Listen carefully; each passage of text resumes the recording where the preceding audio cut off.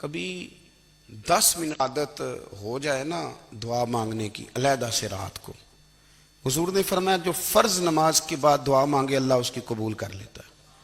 نبی پاک صلی اللہ تعالی علیہ وسلم نے فرمایا اللہ مسافر کی دعا قبول فرماتا ہے۔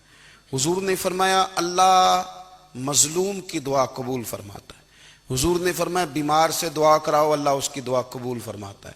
میرے نبی پاک نے فرمایا ماں باپ جب بھی اولاد کے لیے ہاتھ اٹھائیں، ویسے تے بلے شاہ تو آسمانی اڑ دیاں ہی پھڑ دیں، جڑا گھر بیٹھا انہوں بڑھیا ہی نہیں۔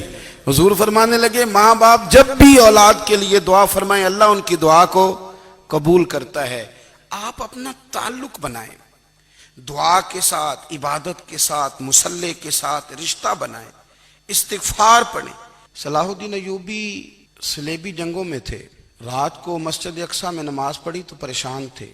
ایک بزرگ سے ملاقات ہوئی تو وہ کہنے لگے کہ آپ بڑے پریشان ہیں۔ کہنے لگے حضور پریشان اس لیے ہوں کہ پہلے ہی مسلمان کمزور ہے، اب میں نے سنا ہے دشمن کا ایک بحری بیڑا وہ جنگی سامان سے بھرا ہوا آ رہا ہے، تو اب ان کے پاس اور تلواریں اور نیزے آ جائیں گے، مسلمانوں کے پاس پہلے ہی وسائل کی کمی ہے، پریشان ہو کس طرح کر کے مقابلہ کریں گے۔ یہ بات کہتے ہی صلاح الدین ایوبی نے بزرگوں سے کہا حضور آپ بھی دعا کرنا، دعا کی بڑی طاقت ہے۔ میرے نبی پاک نے فرمایا دعا مومن کا ہتھیار ہے، دعا مومن کا حضور نے فرمایا تقدیر کو سوائے دعا کے کوئی چیز نہیں بدل سکتی۔ دعا مومن کا ہتھیار ہے، یہ کافر کے پاس کوئی نہیں، یہ ہتھیار ہے مومن کا۔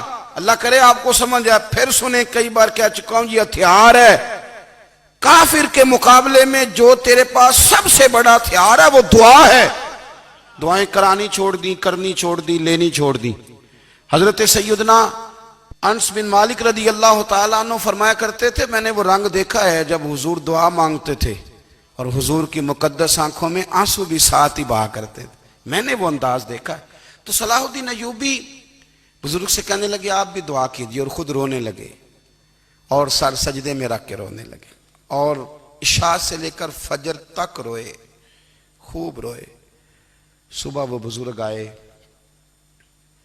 تو صلاح الدین ایوبی کا خوبصورت اور ہنستا ہوا چہرہ دیکھا، کہنے لگے آپ بڑے خوش ہیں، رات تو میں نے بڑے روتے ہوئے دیکھا تھا۔ تو کہنے لگے حضور وہ جو بحری بیڑا آ رہا تھا نا وہ پانی میں ڈوب گیا ہے، اب وہ نہیں آ رہا، ابھی خبر آئی ہے تو میں بڑا خوش ہوں۔ بزرگ کہنے لگے اٹھ سینے سے لگ اور سن ایک بات، وہ بحری بیڑا پانی میں نہیں ڈوبا، وہ تیرے آنسوؤں میں ڈوب گیا ہے۔ وہ جو تو رات رویا ہے نا رب کریم کی بارگاہ میں تو وہ ڈوب گیا ہے۔ بھائی اپنا مصلی کا، عبادت کا، وظائف کا، اللہ کا سلسلہ اس کو مضبوط کرے، اپنی دعاؤں کے تعلق کو مضبوط کرے۔ دعائیں بڑے انقلاب برپا کر دیتی ہیں۔ ہم تھوڑے نا جب سے خشک ہوئے ہیں نا، خشک، اور میری تو جماعت ہی صوفیاء کی جماعت تھی، ہم تو داتا علی اجمیری کی جماعت سے، ہم تو خواجہ اجمیری کی جماعت سے، ہم تو شیخ احمد فاروق سرہندی کی جماعت سے، ہم تو صوفیاء کی جماعت۔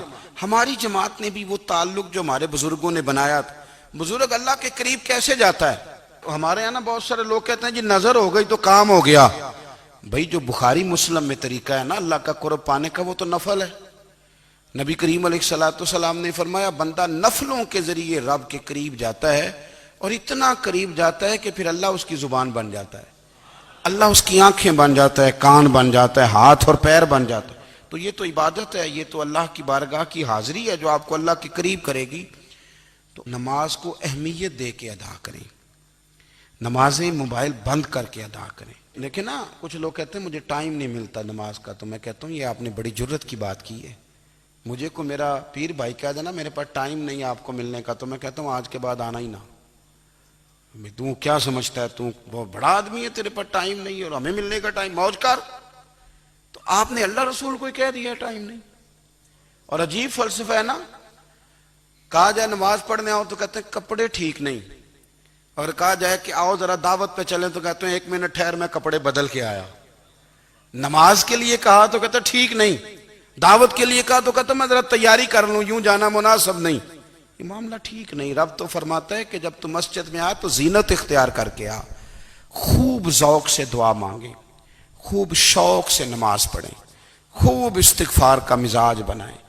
آپ لوگوں کے بیچ رہ کے سکھ حاصل کرنا چاہتے ہیں، لیکن آپ کو پتہ ہے کئی مہینے غار حرا میں رہنا بھی مدینے والے محبوب کا طریقہ ہے۔